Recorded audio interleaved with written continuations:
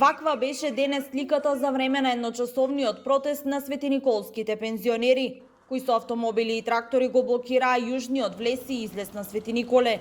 Тие и денеска побараа линеарно зголемување на пензиите од 3500 денари. Ние имаме овде пензионери со минимална пензија која е стварно за подценување и која е така речено срамота да искажеме овде на луѓето. Срам да ние да кажеме таа цифра. Таа пензија, како бе не можеме ние да покачаме пензија бе?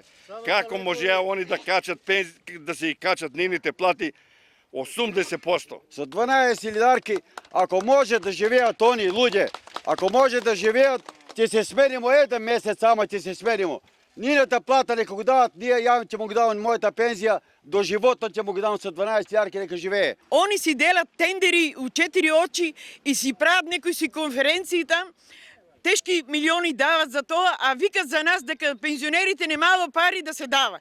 Нели е во срамота, нели е во греота они што прават вака на македонскиот народ? На едночасовниот мирен протест, пензионерите кои носеа транспаренти со пораки за нивните барања, покрај линеарното зголемување на пензиите, побараа и да се направи ревизија во Фондот за пензиско и инвалидско осигурување и во Сдруженијето на пензионери, како и да имаат бесплатни лекови. Доколку не се исполнат нашите барања, значи бараме оставка на целата влада. Пензионерите од Свети Николе најавија дека протестите и блокадите ќе продолжат се додека не бидат исполнети нивните барања.